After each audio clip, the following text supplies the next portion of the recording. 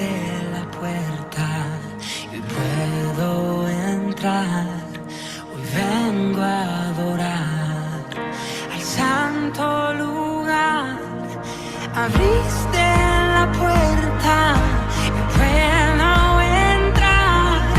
Hoy vengo a adorar al santo lugar.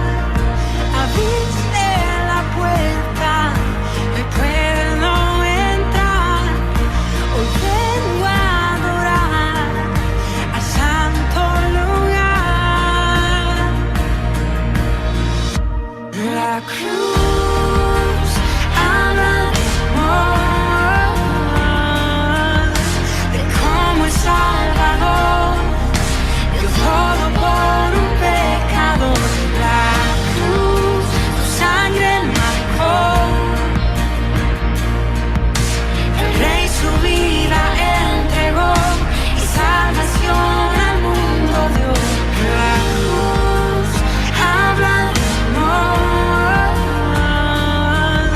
de cómo el Salvador dio todo por un pecador. La cruz, tu sangre marcó. El Rey su vida entregó y salvación al mundo dio. Su vida dio.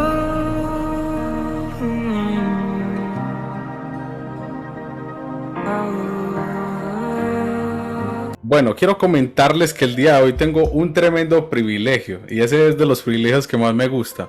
Aparte de cantar y adorar al Señor, hermanos, la predicación de la palabra.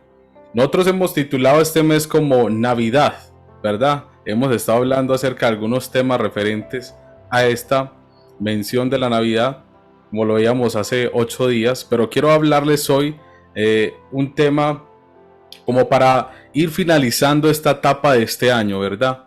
Y yo quiero que tengamos presente de que todos, absolutamente todos nosotros, los hijos de Dios, los que le hemos aceptado en el corazón, las personas que aún no le han aceptado, absolutamente todos vamos a ser pesados. Vamos a estar y compadecer juntos ante el tribunal de Cristo, donde nos vamos a tener que presentar delante de Él sin excusa. No va a haber excusa delante del Señor. Todos, absolutamente todos, nos tenemos que presentar delante de Él y vamos a dar cuenta de todo lo que hemos hecho. Hermanos, el día de hoy al tema le he titulado La balanza de nuestras decisiones. Por lo cual quiero mencionarles un poco referente al tema del libro de Daniel capítulo 5. En la semana de la oración del mes pasado estuvimos hablando en algunos puntos acerca de la historia de Daniel, donde nos introdujimos un poco referente al tema de la historia y empezamos a hablar de algunos puntos específicos de cómo era la oración de un hombre de fe, de cómo era la perseverancia en cuanto a la tenacidad que se debe tener, en este caso Daniel, ¿verdad? Vimos varios temas que realmente fueron nutritivos, pero a mí me quedó sonando mucho uno cuando estaba estudiando este libro y es acerca del capítulo 5 y yo le dije, Señor, dame algo de ahí porque quiero predicarlo en la iglesia. Padre Santo, ayúdame. Por lo cual hoy quiero presentarles este tema que creo en mi corazón el Señor ha depositado para cada uno de nosotros. La balanza de nuestras decisiones. Hermanos, en el año 586 a.C., Jerusalén cayó.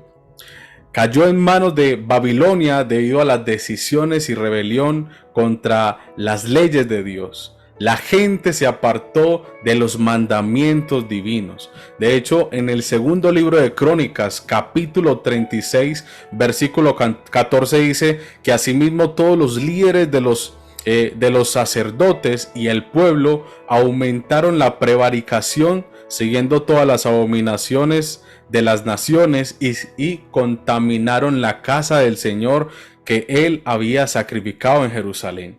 La práctica, hermanos, persistente de la idolatría y el abandono de la verdadera adoración contribuyeron al juicio divino por parte de Dios. Por eso también ahí en el segundo libro de Crónicas, capítulo 36, versículo 16 dice que, pero ellos se burlaron de los mensajeros de Dios. Dice que despreciaban sus palabras y se mofaban de sus profetas. Yo me armo aquí un poquitico. Y se mofaban de sus profetas hasta que subió la ira del Señor contra su pueblo y ya no hubo remedio. Hermanos, Jerusalén como tal no cumplió con los pactos establecidos con Dios, que incluían la adoración exclusiva y la obediencia a sus mandamientos, hermanos. Por eso, cuando vemos el segundo libro de Crónicas, capítulo 36, también el versículo 13 dice que se rebeló además contra el rey Nabucodonosor, quien le había hecho jurar por Dios, pero él fue terco y obstinado y no volvió al Señor, el Dios de Israel.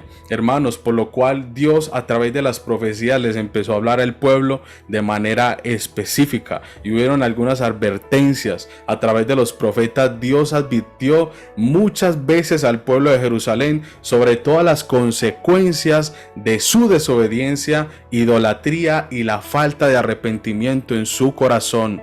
Hermanos, los profetas como Jeremías, como Ezequiel, le decían al pueblo que se arrepintiese y que volviese a los caminos del Señor. Esta gente siguió y continuó pecando delante de Dios, incluyendo de que Dios ya les había hablado de manera reiterativa de que se arrepintieran y que estos actos que habían cosechado, que habían sembrado, en su vida, iban a cosecharlos en algún momento. Dios se cansó de eso, por lo cual después de esto hubieron consecuencias. Por eso también los profetas dijeron incluso la duración del juicio que iba a venir tras ellos por no haberse arrepentido, por lo cual dice la palabra del Señor que Nabucodonosor en el primer libro de Daniel, capítulo 1, dice que Nabucodonosor llevó a cabo la profecía de la cual se mencionaba acerca de estos profetas, de lo que ocurriría en Jerusalén como tal. Hermanos, Nabucodonosor sitió a Jerusalén, destruyendo el templo, llevando a cabo una gran parte, se llevó una gran parte de la población como cautivos a Babilonia. Incluso se llevó todos estos príncipes, se llevó toda la gente, llevando cautivo a la gente, y dentro de eso también Nabucodonosor destruyó todo lo que tiene que ver la ciudad, y dentro de eso también los muros de Jerusalén, lo cual generó una tremenda devastación a lo que estaba ocurriendo en este momento por causa del pecado. Cuando lleva cautiva a la gente en el año 586, también acontece que Nabucodonosor se trajo todos los utensilios de la casa del Señor, las copas y los candeleros y todo lo que era de oro, de plata, de bronce, todo lo trajo, lo que había en la casa del Señor. Si tú te imaginas cuánto había, era demasiadas cosas. Cuando tú estudias el libro de Reyes, todo lo que David ya había guardado desde hacía muchos años para colocar en los tesoros de la casa del Señor, más lo que el pueblo dio, eso era un montonón de piezas de oro, de plata, de joyas, de perlas, de bronce, de madera, de todo, hermanos. Eso era algo impresionante. La casa de Jehová, que era una de la casa la que el rey Salomón había construido, era una de las casas con mayor gloria, que para que hoy en día se lleve a cabo una casa como esa es muy, digámoslo así, muy casi que imposible, porque era demasiado oro y demasiada la riqueza que tenía ese templo como tal. Pero déjame decirles de que no quedó nada por causa del pecado y de la desobediencia. Y por eso quiero hablarles acerca de esto que pasó. Pero entonces vemos que rey Nabucodonosor, porque estoy haciendo un recuento rápido, porque estoy hablando desde el capítulo 1 hasta el capítulo 1 a 5, del cual vamos a ir hablando. Listo. Hoy vamos a hablar acerca del capítulo número 5 de Daniel. Pero quiero hacerles un recuento porque sé de que algunos de los que nos están viendo a través de esta plataforma de pronto requieren este tipo de explicación, aunque sea un poquito resumida.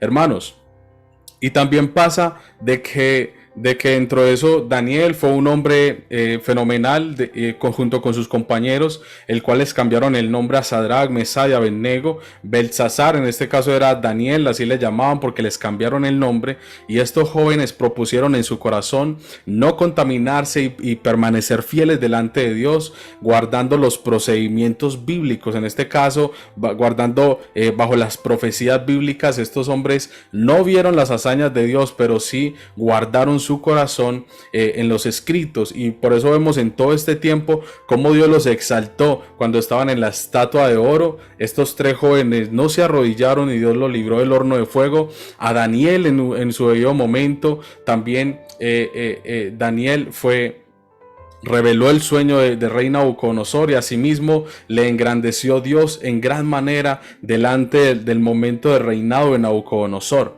Pero ya después de que muere Nabucodonosor, de que pasa la historia de Nabucodonosor, déjenme decirles de que empezó a reinar su hijo. El hijo de Nabucodonosor se llama Belsasar.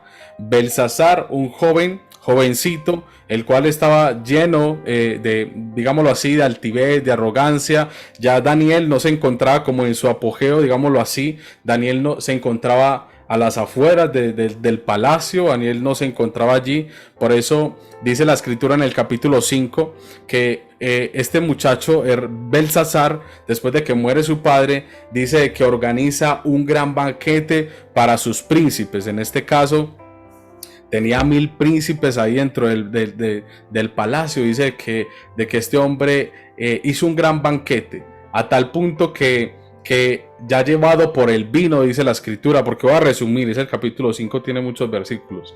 Llevado por el vino, este muchacho, ya después de haberse tomado algunas copas, manda a traer a sus concubinas, manda a traer dentro de eso a las mujeres que él tenía, y dice que también mandó para que trajesen todas las copas y los vasos que habían dentro de los utensilios que había su padre Nabucodonosor traído de la casa de Jehová. O sea, todas las copas de oro y todos los vasos que hubieran, para que ellos ahí tomaran vino, sus príncipes, sus mujeres y sus concubinas. Entonces esto fue una gran fiesta, un gran banquete, y ellos se gozaban allí del momento, porque era algo esplendoroso. Sabemos que él simplemente estaba alardeando de todo lo que tenía y hecho. Cuando vemos este tipo de fiestas, cuando hay un imperio como tal y quieren traer a todos sus gobernantes para que celebren, esas fiestas duran semanas y duran muchos días, y ellos hacen exhibición de todo lo que tienen. Por eso cuando vemos el libro de Esther, cuando vemos a aquel rey de Persia y vemos el rey, pues como tal, esta gente hacía banquetes y hacía fiestas que duraban hasta 100 y algo de días. O sea, duraban muchos días, casi medio año ellos ahí tomando y disfrutando y alardeando lo que tenían. Pero en este caso no, este caso era Babilonia, pero esas fiestas que ellos hacían eran grandes, y cuando la Biblia describe que era un gran banquete, era porque realmente era una fiesta muy grande. Pero acontece de que no solamente después de haber tomado en los utensilios de la casa de Jehová, sino que también dice la escritura de que ellos empezaron a alabar a sus dioses de oro, a sus dioses de bronce, a sus dioses de hierro, a sus dioses de madera y a sus dioses de piedra. Entonces ellos empezaron a adorar a los dioses que prácticamente no tienen vida, y empezaron a adorar a sus dioses, incluso y tomando licor en los utensilios de la casa del Señor. Pero acontece que durante el banquete aparece una mano escribiendo en la pared del palacio. Dice la escritura que el rey se aterrorizó en gran manera y gritó. Y él gritó y dice: busquen algún intérprete que pueda traducirme lo que dice el escrito en esta pared. Porque en ese momento, cuando el rey ve una mano junto con los que estaban allí celebrando, ve una mano que empezó a escribir en el muro. Y esto, los que han leído el libro de Daniel, Es algo aterrador, ¿no? ¿No les parece aterrador esta historia? Pues que aparezca una mano y empiece a escribir un escrito que no se puede traducir así como así. Dice la escritura que incluso cuando el rey vio esto, este se empalideció, dice que se puso pálido e inmediatamente sus pies pegaban el uno contra el otro como una expresión de que se llenó de tanto temor y a la misma vez todos los pensamientos que le sobrevenían lo turbaron.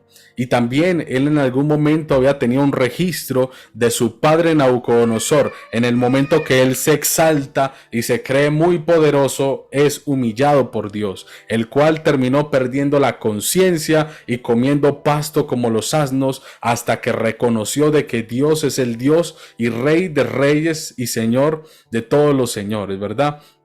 Entonces, cuando este muchacho, Belsasar, ve esta mano escrita, él se empalideció inmediatamente, sus pies pegaban contra su rodilla la una con la otra y era temblando, y cuando entró en sí y empezó a gritar y dije: tráigame a todos los sabios que hayan en mi imperio. Y en ese momento dice la escritura de que todos, absolutamente todos los sabios, los magos, los adivinos, los astrólogos, absolutamente todos fueron traídos delante de la presencia del rey.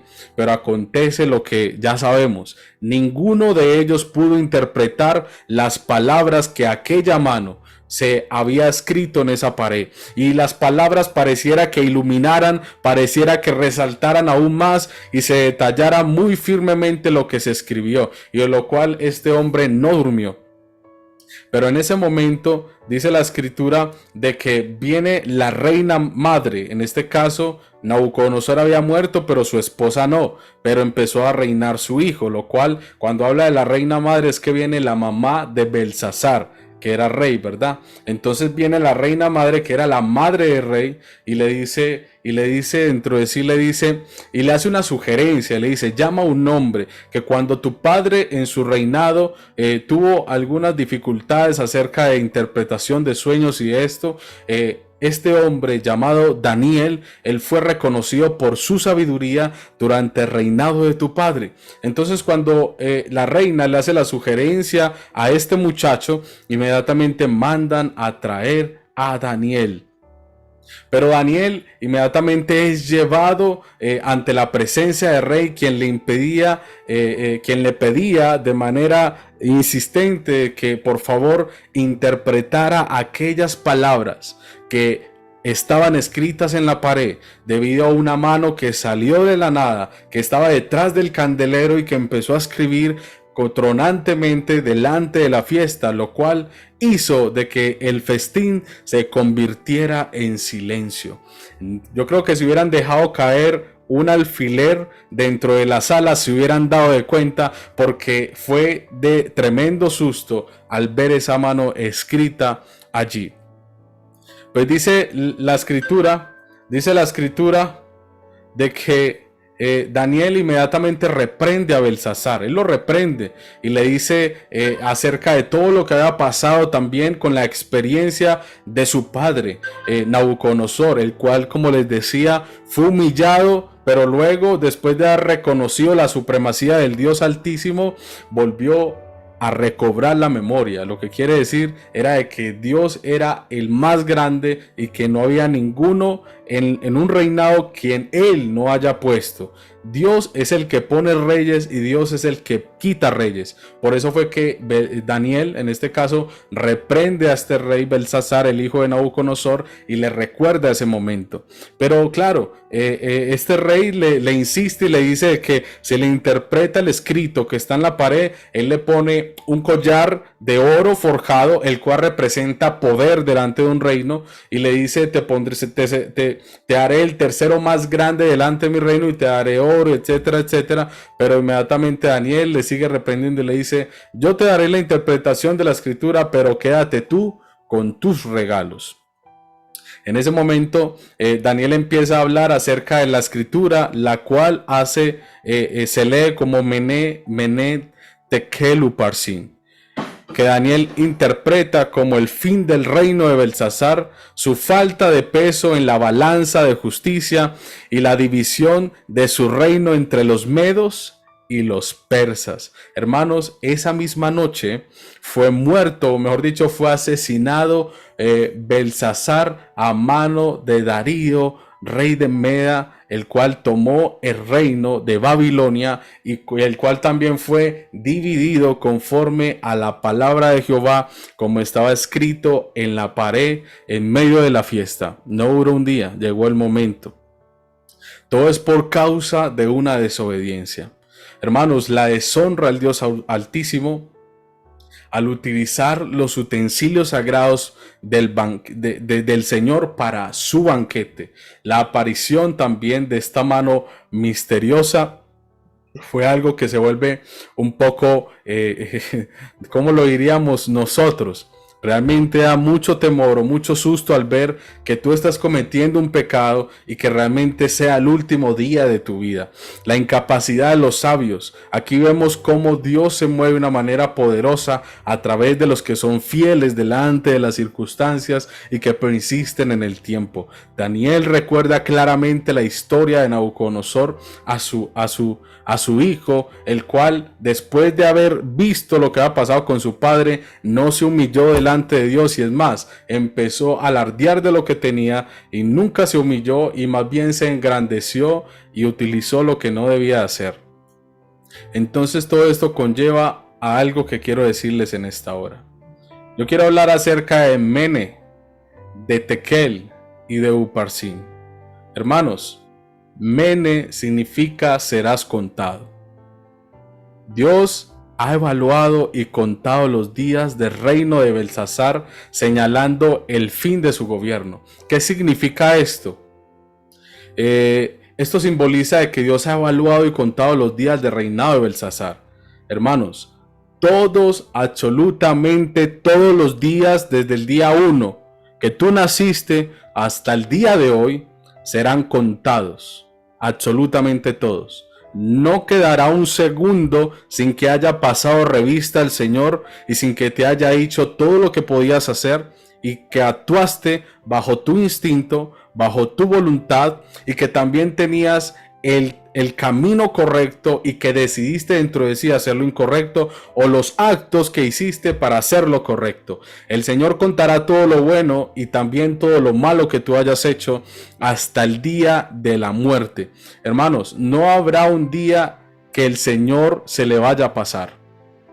Absolutamente todos los días que nosotros hayamos vivido sobre la faz de la tierra están siendo contabilizados como una memoria USB de manera universal, tan infinita que no se le hace un píxel. El Señor guarda con detalle cada una de las cosas que tú y yo hacemos en público, pero que también hacemos en secreto. Hermanos, Gálatas 6, versículo 7, del versículo 7 al versículo 9, dice la palabra del Señor: no os engañéis, Dios no puede ser burlado, pues todo lo que el hombre sembrare, eso también segará, porque el hombre siembra para muerte, de la carne segará corrupción, mas el que siembra para espíritu, del espíritu segará vida eterna. Y insiste, Dios no puede ser burlado. Todo lo que hagamos tú y yo será contado y también va a ser pesado en la balanza de Dios. Entonces, Mene quiere decir de que absolutamente todo lo que hagamos, todo, hermanos, no hay ni una cosa que no vaya a ser puesta delante del Señor en el día del juicio o el día de tu muerte, en el momento determinado. Y yo quiero decírtelo hoy, porque delante del Señor ni tú ni yo tendremos excusa. No tendremos excusa. Hoy lo estás escuchando otra vez. Todos los días van a ser contados. Tekel, pesado. Belsasar ha sido pesado en la balanza divina y él fue encontrado falto delante del Señor porque al momento de ser pesado no hizo conforme a lo que ya sabía que tenía que hacer. La falta de rectitud, la falta de justicia, la falta de liderazgo y la terquedad por insistir en el pecado, por dejarse engrandecer y llevar de sus concupiscencias, terminó en que le faltó peso para poder ser hallado apto delante del Señor. Lo que esto significa es que fue insuficiente todo lo que hizo. Por más que el hombre quiera hacer cosas buenas, vea, tú puedes tener una fundación. Tú puedes tener una fundación, llevarle comida a todos los discapacitados. Tú puedes tener una fundación que te ayuden con recursos y puedan llevar comida a todos los pobres del centro. Pero si tú y yo no entendemos de que la salvación sí es muy de lo que yo soy con Dios. Yo puedo hacer muchas obras. Y las obras sin fe, pues cierto, hace parte, pero no es el 1000%. Todo lo que tú y yo hagamos, hermanos, va a ser pesado delante de Dios. Por lo cual vas a ser, nosotros vamos a ser pesados de diferentes maneras. Y yo creo que tú y yo sí o sí vamos a ser pesados por los 10 mandamientos. Vamos a ser pesados por los 10 mandamientos. Entonces hay 10 mandamientos que sabemos, ¿cierto? Hay unos mandamientos. Entonces delante del Señor le decimos, Señor, has robado en tu vida, ojo, no es esta semana. Has robado en tu vida. Has robado en todo el transcurso de tu vida. Has dicho mentiras en todo el transcurso de tu vida. Has deseado a la mujer de tu prójimo en el transcurso de tu vida.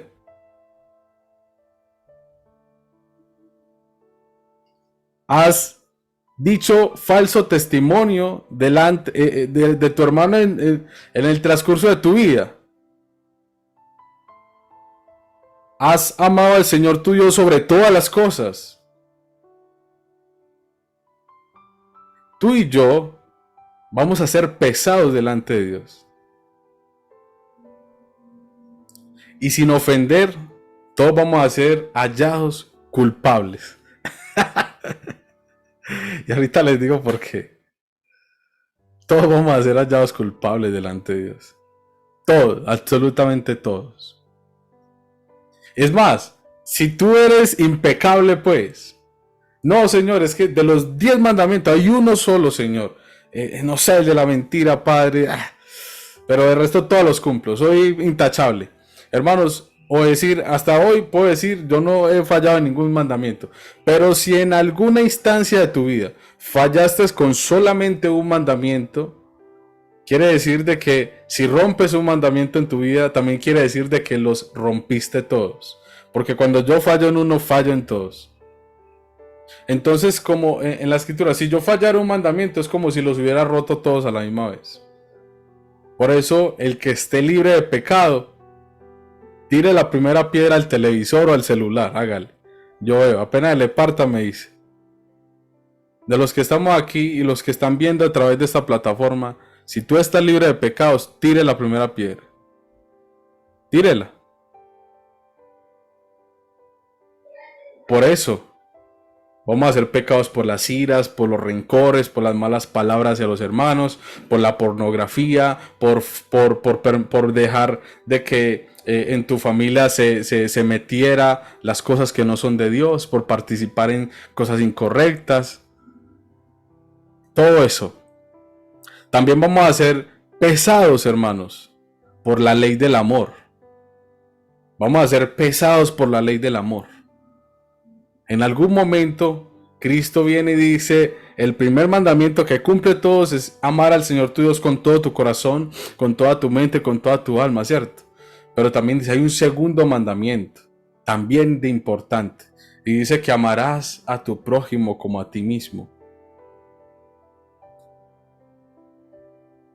Tú y yo practicamos el amor, que es lo que vino Cristo a enseñarnos en esta tierra. Tú y yo todo lo que hagamos vamos a ser pesados por este mandamiento. Dios nos enseña a amar a todos, incluyendo a nuestros enemigos, a todo el que nos haga daño, a todo el que está cerca de nosotros. Y el amor que Cristo nos da a nosotros es un amor que se da sin esperar nada a cambio. Hoy en día nosotros damos algo, pero esperamos algo a cambio. Así equivale para toda la ley de nosotros los humanos. Nosotros vamos a ser pesados por la persona de Jesús. Si nosotros, por lo regular, dice que el Señor dice, sed santos porque yo soy santo. Entonces nosotros debemos de hacer las prácticas que Él hacía aquí en la tierra. Por eso hay un versículo bíblico que dice de que estaba en la cárcel y no viniste a visitarme, no me diste de beber, me viste en tal parte y no lo hiciste. Y el Señor insiste diciendo, si tú lo haces con aquellos pequeños, es como si lo hubieras hecho a mí. Cuando nosotros vamos hacia el enfermo, cuando nosotros vamos hacia el desvalido, al desamparado, al encarcelado, al que está en el hospital, déjame decirte que todo eso lo hacemos para el Señor. Y vamos a ser pesados por la persona de Jesús. Nosotros realmente somos cristianos, estamos siguiendo su camino, estamos siguiendo sus pasos, su verdad, lo que Él hacía en la tierra, seguidor de. Quiere decir que yo hago lo que Él, me explico, o sea, trato de seguir sus pasos, sea tambaleando, pero trato de hacerlo todo el tiempo. Nosotros vamos a ser pesados por la persona de Cristo. ¿Y sabe qué es lo tremendo de esto? Que vamos a ser pesados. Porque nosotros como tal se nos dio un mandamiento específico. Ir a las naciones, predicar el evangelio a toda criatura, ¿cierto? Hasta los confines de la tierra. Y enseñándole que guarden todas las cosas que el Señor nos ha mandado que les digamos, ¿cierto? Yo solo digo lo que el Señor dijo que dijera, ¿cierto? Él va perfeccionando mi vida, pero yo no puedo parar de hablar lo que el Señor dice que diga. Yo tengo que continuar y así mismo tú y yo lo debemos de hacer constantemente.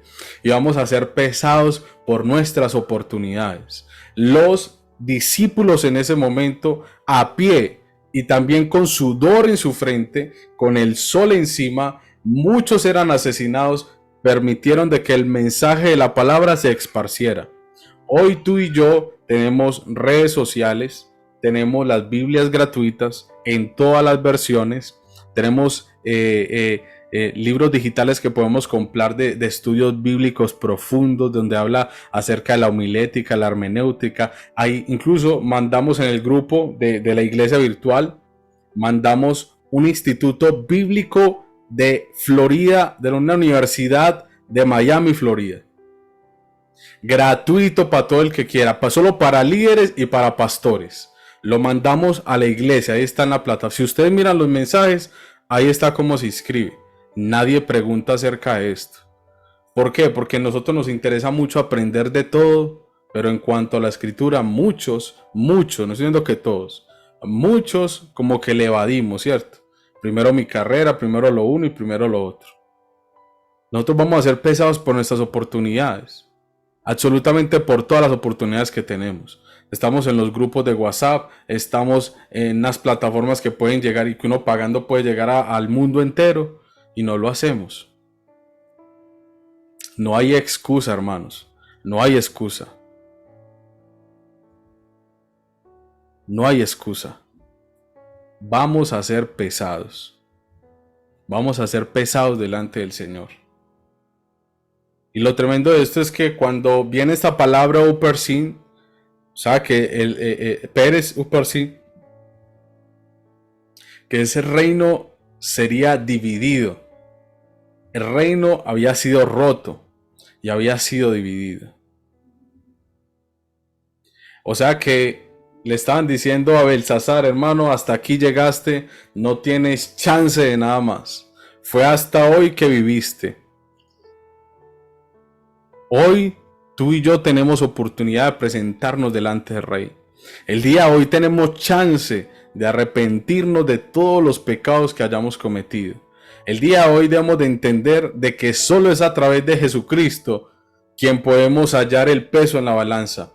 Hermanos, cuando tú y yo nos presentemos delante del Señor, con todas nuestras faltas, con todo el peso del pecado que venimos arrastrando desde el día 1 de nuestras vidas, con todo lo que hemos hecho, con todo lo que tampoco hemos hecho, porque el sabio que no hace lo que se le manda, también le es contado como pecado. Porque si tú sabes hacer lo bueno y te rehusas en hacerlo, también eres un pecador, hermano. Entonces, cuando sabemos hacer lo bueno y no lo hacemos, todo lo que venimos haciendo mal y que lo hacemos con conciencia, pesa más aún. Entonces todo ese peso que tenemos va a ser de que sea a favor hacia el infierno en vez de hacia el cielo. ¿Me explico? Todo ese peso de pecado va a hacer de que la balanza se incline a favor del infierno en vez de hacia el cielo. Y por eso todos nosotros, cuando comparezcamos delante del Señor, no habrá ninguno que no se haya hallado falto. ¿Y sabes cómo podemos lograr de que la balanza se estabilice a favor del reino? Solo es a través de Jesucristo. Porque Cristo, en medio de su amor y su misericordia, Dios lo entregó a Él. Y Él se entregó por amor. Él vino a esta tierra por amor, despojándose de todo lo que tenía, de toda su gloria, de todo su poder. Vino a esta tierra en forma de hombre. Y se hizo en forma de hombre. Se humilló a sí mismo, entregando su vida por cada uno de nosotros. Por lo cual, cualquier persona que declare de que Él es su suficiente Salvador, de que en Él, de que le pide perdón de corazón, hermanos, el Señor le perdona. Y Cristo toma todo ese peso y Él trae una carga nueva. ¿Y sabe cuál es la carga del Señor? La que menciona la Escritura, la que puede hacer de que la balanza se estabilice y se vuelva hacia favor del cielo. Porque para que nadie se gloríe es a través de Jesucristo. Pero hermanos, va a llegar un momento en el que llegará esa palabra upersin a la vida del hombre. Y que ya, por más que haya pensado de que en el último día se arrepiente, va a llegar el día del fin. Y ese día, si no te arrepentiste hoy, que puedes respirar, que estás escuchando este mensaje, que tienes paciencia y que puedes agarrar del maná, que puedes agarrar del pan de vida, hoy va a llegar ese día en el que no lo vamos a poder hacer. Porque la muerte para muchas personas no tiene misericordia. No tiene misericordia. De repente dejas de respirar, de repente te da un paro cardíaco, de repente te da un derrame cerebral, de repente te estripa un carro. Pasan muchas cosas, hermano, y así es la vida. Nada que hacer. No tienes chance de arrepentirte. Porque la vida del hombre se define aquí en la tierra. Si tú te arrepientes aquí en la tierra, hermanos, hallaremos vida. Aunque hayamos cegado para muerte, aunque hayamos labrado para muerte, aunque hayamos cultivado para muerte, Dios en medio de su misericordia, si hoy nos arrepentimos y venimos delante de su presencia a decirle con el corazón humillado de que nos perdone por todas las malas hazañas, de que reconocemos de que hemos sido más faltos que cualquiera, pues el Señor vuelve y nos consuela y nos da esperanza. Pero si no, hermanos, si seguís jugando con la salvación, no va a haber esperanza. No va a haber esperanza. Y hay mucha gente que hoy en día reciben esto como, ay, sí, yo voy a morir, me voy para el infierno, jajaja. Y cuando están descendiendo hacia el infierno, quisieran que volvieran de entre los muertos a decirle a la gente que no venga allá. Porque el sufrimiento, dice la Escritura, que el gusano que no muere, el lloro y el crujir de dientes, no hay esperanza. Tú y yo estamos muriendo todo el tiempo. Las células que hay en tu cuerpo se van degenerando.